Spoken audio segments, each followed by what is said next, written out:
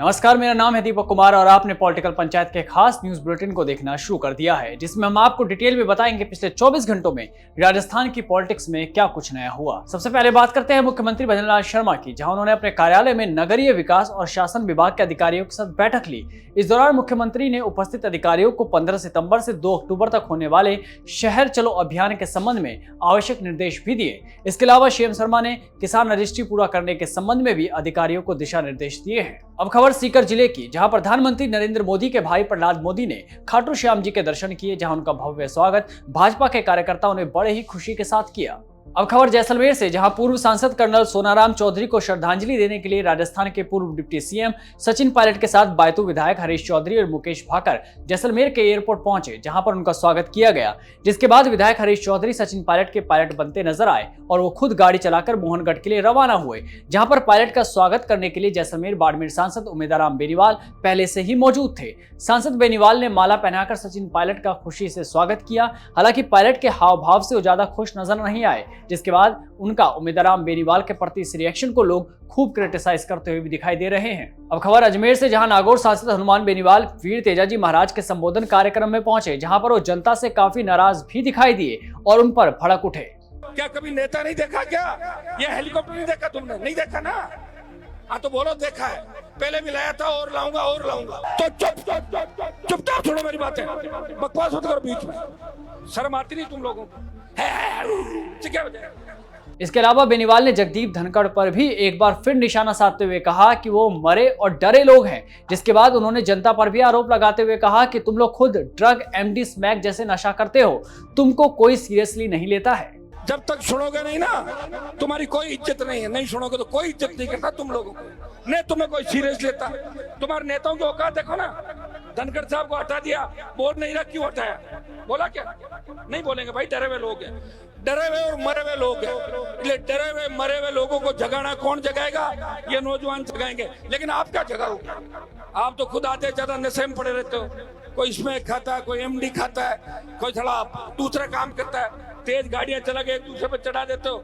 अब बात करते हैं शिव विधायक रविंदर सिंह भाटी की, जहां उनका खेजड़ली में हजारों की तादाद में लोगों ने उनका ग्रैंड स्वागत किया। साथ ही उन्होंने खेजड़ी संरक्षण को लेकर बिश्नोई समाज को विश्वास दिलाते हुए कहा कि वो पर्यावरण के लिए हमेशा उनके साथ खड़े मिलेंगे। अब खबर जोधपुर से, जहां पूर्व मुख्यमंत्री वसुंधरा राजे ने परिवार वाला बयान देकर सियासी गलियारों में हड़कंप मचा दिया है। उन्होंने कहा, राजस्थान हम सबका परिवार है। राजनीति में मतभेद स्वाभाविक है, लेकिन समाज और परिवार की तरह आपसी मेलजोल और सद्भावना सबसे बड़ा आधार है। अगर हम लड़ेंगे तो प्रॉब्लम होगी ही। वातावरण हो ताकि प्रदेश में सब लोग जब मिलकर काम करेंगे तो समृद्ध होगा प्रदेश।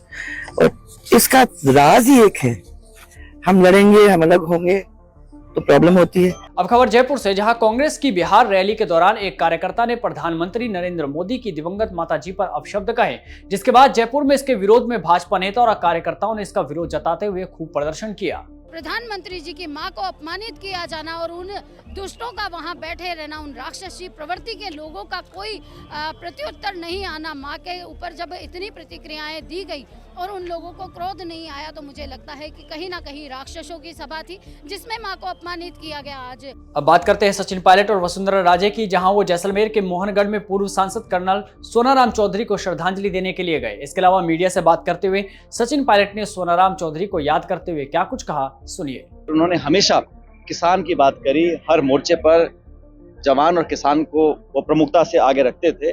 जैसा मैंने कहा कि उनकी राजनीति करने का जो स्टाइल था वो बड़ा दबंगी वाला था और हमेशा अपनी बात पर अड़े रहते थे। उन्होंने बहुत योगदान दिया है इस जिले को और संभाग को। इसके अलावा सचिन पायलट ने वोट चोरी मामले पर भी जमकर भाजपा और चुनाव आयोग को घेरते हुए कहा कि भाजपा ने एक वोट एक अधिकार का मजाक बनाया है। साथ ही उन्होंने निर्वाचन आयोग पर भी सवाल उठाते हुए कहा कि इस मुद्दे पर तो आयोग को खुद जांच करनी चाहिए थी, लेकिन वो भाजपा के पक्ष में होते नजर आ रहे हैं। अब खबर हनुमानगढ़ से, जहां 3 से 4 दिन से हो रही मूसलाधार बारिश के कारण घरों में 5 फीट तक पानी भर गया, जिसके बाद ग्रामीणों ने प्रशासन पर कई सवाल उठाते हुए कहा है कि पानी की निकासी को लेकर सरकार ने कोई कदम नहीं उठाया है। निकासी की क्या व्यवस्था है? निकासी की प्रशासन की तो यहाँ पे कोई भी 1% व्यवस्था नहीं है। व्यवस्था इस ग्राम पंचायत यहाँ पे खड़ी है, सरपंच साहब दिन रात लगे और गांव के सभी लोग सभी पार्टियों के, सभी जाति धर्म के लोग यहाँ पे लगे, क्योंकि आज ये कोई राजनीति की बात नहीं है। वहीं राजस्थान की पूर्व मुख्यमंत्री वसुंधरा राजे पोखरण पहुंची, जहां पर उनका भाजपा नेताओं और कार्यकर्ताओं ने भव्य स्वागत किया। पोखरण के बटालियन मुख्यालय का दौरा भी राजे ने किया।